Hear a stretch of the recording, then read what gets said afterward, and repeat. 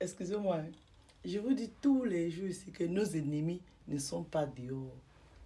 Nos ennemis sont avec nous, matin, midi et soir. On dort avec nos ennemis, on se lève avec nos ennemis. Voilà une femme qui a eu son enfant. Elle dit, tata, j'ai eu mon enfant, elle avait 15 ans. Donc quand tu les vois les deux là, c'est comme ma Juju et moi, c'est comme des jumelles. Mais vraiment le portrait craché de sa mère. Et le papa avait fait, papa tu es où? Donc le papa, dès que la fille est tombée enceinte à 15 ans, il a fait, papa tu es où? Il s'est envolé, il est parti. La fille a élevé son enfant avec ses parents. À un moment, elle a émigré en Europe pour faire ses études. Elle a laissé son enfant au pays. Elle rencontre White ici. Elle dit au White que, mon frère, là où tu veux me prendre là, j'ai mon dos que j'ai laissé au pays là-bas. Donc si tu veux me prendre, tu me prends avec mon dos là. Le White l'a dit que, pour le moment, je ne peux rien te promettre. Marions-nous d'abord, on va voir l'évolution de la relation. La fille, elle était amoureuse de son mec, elle a accepté. Elle a un très bon boulot. Son mari a un très bon boulot. Donc les années passent et tout ça. La fille a accouché un enfant. Le deuxième enfant n'arrive pas. Elle dit à son Dibo que, je t'avais dit ici que j'ai mon dos que j'ai laissé en Afrique là. Je pense qu'il est temps quand même qu'on amène ma fille ici. Parce qu'elle est en train de grandir là-bas. Elle va avoir déjà 16 ans. Il faut qu'elle entre ici. Le monsieur et sa femme font la procédure. La fille arrive ici. Quand la fille arrive ici là, elle habite chez eux 1 an, 2 ans.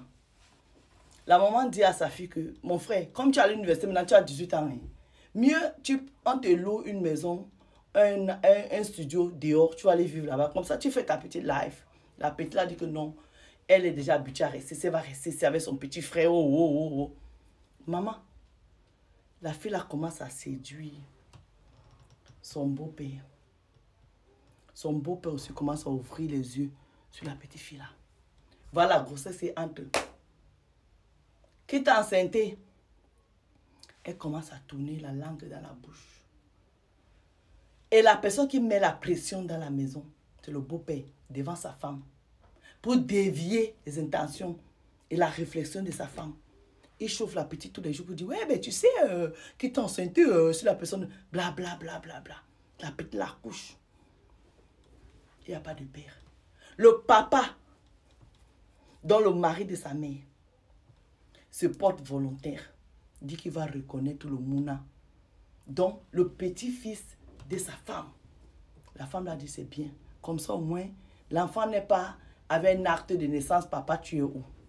Le White la reconnaît le mouna. Donc, son enfant biologique. Mais sa femme ne sait pas que, en fait, là où sa fille est là, l'enfant qu'elle a accouché là, c'est l'enfant de son mari. La petite a accouché 3 enfants comme ça dans la maison, là. Avec sa mère et le mari de sa mère. Le papa l'a reconnu les 3 enfants. Un jour, elle porte ses petits-enfants, sa fille et son fils. Elle part en Afrique en vacances. Et son mari.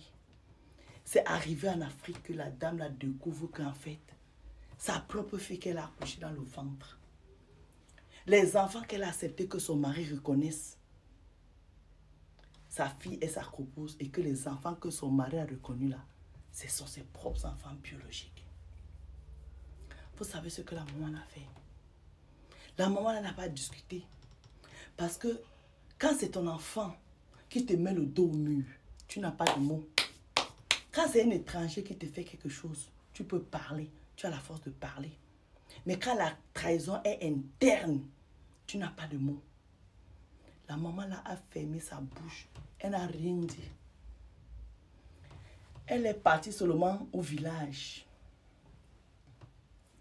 À l'heure où je vous parle là, le White là, il est fou en Afrique là-bas. Il a enlevé tous les habits sur lui. Parce que la maman là, elle a jugé que le monsieur là voulait détruire sa famille à elle. Est-ce que vous avez compris ce que je dis? Pour les gens qui sont au Burkina là-bas, c'est un blanc qui marchait en route nu, sans caler. La dame là l'a rendu zinzin. Elle est revenue en France avec ses petits-enfants et sa fille. Et elle continue à habiter dans la même maison avec sa fille et les petits-enfants comme si rien n'était. Mais officiellement, le monsieur là en dépression sauvage, aiguë, Et il est sorti de leur vie comme ça. Moi, hein, il y a les femmes qui ont le charisme. Ça, c'est une femme qui a le charisme. Ça, c'est une femme qui a découvert la poteuse, elle a assise, elle a réfléchi. Que comment je peux punir le gars, c'est. Voilà la punition qu'elle a infligée à son mari, au père des enfants. Je ne sais pas comment on appelle, mais le geste, on appelle ça comment? Vous les hommes là, même. Votre problème est à quel niveau? L'autre aussi, on fait comment? La fille de ta femme, on fait ça comment? Comment on fait ça? Non, les femmes qui ont le charisme là, qui ne sont pas vous, il faut les clapper. Maman, la perruque de la gloire. Voilà, le blanc là qui est en train de marcher au Burkina là-bas, il marche dans les poubelles. Moi-même, je vais le trouver là-bas. Bisous.